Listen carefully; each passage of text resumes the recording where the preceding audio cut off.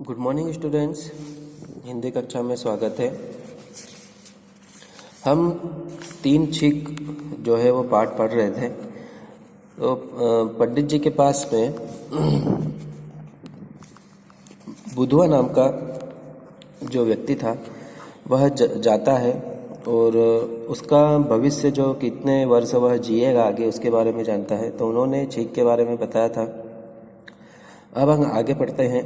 छींक और सांस के प्रबल वेग ने पलक झपकते ही सारे अवरोध उसी प्रकार तोड़ डाले जैसे बाढ़ का रुका हुआ पानी कमजोर बार को तोड़ फोड़ कर धमाके से साथ फूट निकलता है। फिर से गोली सी चली अक्षी, फिर से वह छींक आई। यह दूसरी छींक थी। जिंदगी और मौत के बीच सिर्फ एक छींक का फासला रहा था। बधुआ ने सारे बंदोबस्त धरे के धरे रह गए। जो होना था सो होकर रहा। बधुआ ने मन ही मन कहा, हाय राम, अब तो जिंदगी और मौत के बीच सिर्फ एक छींक का फासला रह गया है। यह सारी गड़बड़ नहाने से हुई है। मतलब वो नहा रहा था ठंडे पानी से, हवा चल रही थी ठंडी, इस कारण से उसे 2 छींकें तो आ गई थी, एक छींक बाकी थी। अब कल से नहाना बिल्कुल बंद। वह ऐसा सोचता है कि कल से अब मैं नहीं नहाऊंगा। जान है तो जहान है, भला नहाए बिना कौन सा जरूरी काम रुक जाएगा। 2 दिन ठीक ठाक बीत गए। तीसरे दिन बिना नहाए शरीर खुजलाने लगा, मतलब खुजली चलने लगी। वह पर बधुआ ने कोई परवाह न की। तभी बधुआ ने उसे बताया कि घर में आटा बिल्कुल खत्म हो गया है। बहुआ ने उसको बताया कि आटा बिल्कुल खत्म हो गया है। उसके दोनों बेटे सवेरे ही खेत पर चले गए थे। वे तो शाम को देर से लौटते हैं। आटे के बिना शाम को उपवास करने की नौबत आ सकती थी। व्यवस्था के कारण वह अनाज का बोरा लेकर आटा चक्की पर गया।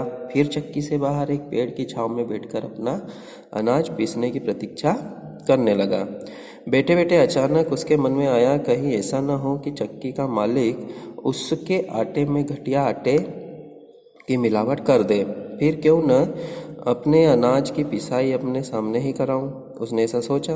वह फौरन आटा चक्की पर पहुंचा। एक बड़े कमरे में आटा चक्की चल रही थी। वहीं खिड़की न थी जो ताजी हवा भीतर आती जाती थी। ढेर सारी धूल गर्द हवा वहाँ उड़ रही थी। यूँ तो वहाँ सांस लेना दुभर था, मतलब सही नहीं था, सांस नहीं ले पा रहे थे। पर आटे में मिलावट न हो जाए इसलिए वह वहीं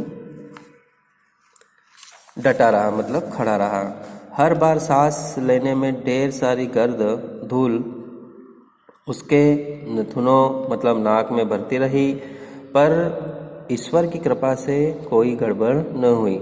आटे का बोरा लेकर वह चक्की से बाहर ही निकला था कि बिना कोई सूचना दिए अचानक नाक ने आ छी का गोला दाग दिया, मतलब छींक आ गई। यह तीसरी और आखिरी छींक थी। तीसरी छींक माने मौत की घंटी। ठीक है। हाय मैं मर गया कहकर बधुआ खड़ा खड़ा धड़ाम से नीचे गिर गया। उसके कंधे पर लदा आटे का बोरा भी उसके साथ ही नीचे आ गिरा।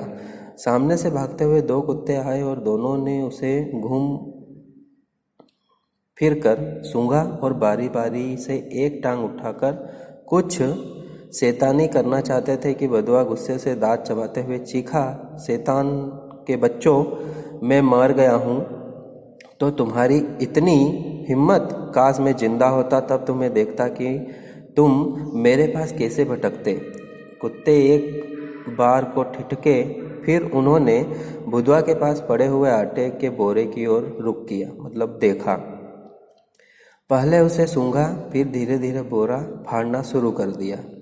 बधुआ पड़ा पड़ा चिल्लाया, अरे शैतान के बच्चों, तुम भी मेरे मरने का नाजायज फायदा उठा रहे हो।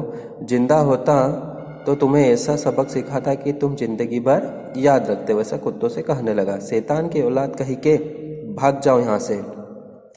उसका चिल्लाना सुनकर चक्की का मालिक डंडा हाथ में लिए बाहर निकला। वह बधुआ को बाहर पड़े देखकर बोला, तुम यहाँ क्यों पड़े हुए हो? अरे तुम इतना भी नहीं जानते, मुझे तीसरी छींक आ गई है और मैं मर गया हूँ। बुधवा ने लेटे लेटे ऐसा कहा। अच्छा तो तुम मर गए हो? हाँ हाँ मैं मर गया हूँ। मैं तुम्हारी क्या सहायता कर सकता हूँ? भैया तुम देखते नहीं, ये शैतान कुत्ते मेरा आटा का बोरा फाड़ रहे हैं। मैं जिंदा होता तो इन्हें अपने आप भगा देता। मर गया हूँ तो अब क्या कर सकता हूँ? तुम मेहरबानी करके इन्हें यहाँ से भगा दो। ठीक है, भगा देता हूँ, ऐसा चक्की वाले मालिक ने कहा। यह कहकर चक्की के मालिक ने डंडे मारकर उन कुत्तों को भगा दिया। फिर बधुआ से बोला, लो तुमने तो नहीं कहा, पर बिना कहे ही तुम्हारी थोड़ी सी मदद और किए देता हूँ। यह कहकर उस चक्की वाले ने तड़ाक तड़ाक करके 5-6 बार जोर जोर डंडे बधुआ की पीठ पर जमा दिए। डंडे लगते ही बुधवा बिजली की सी फुर्ती से उछलकर खड़ा हो गया और चक्की वाले से बोला, शुक्रिया, तुम्हारा बहुत बहुत शुक्रिया, तुमने मुझे फिर से जिंदा कर दिया। भैया तुम मुझ पर इतनी मेहरबानी न करते तो मैं अब तक मरा ही पड़ा रहता। तब बुधवा आटे का बोरा कंधे पर लादकर खुशी खुशी अपने घर जाया।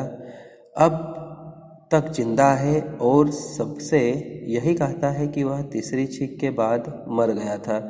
चक्की वाले ने उसे फिर से जिंदा कर दिया। तब से उसे सैकड़ों छींकें भी आ चुकी है, पर वह खूब भला चंगा है, वह अभी तक भी नहीं मरा। तो इस पाठ से हमें यह शिक्षा मिलती है कि किसी के भी अंधविश्वास आप नहीं करें। कोई कुछ भी कहता है उनकी बातों को न माने।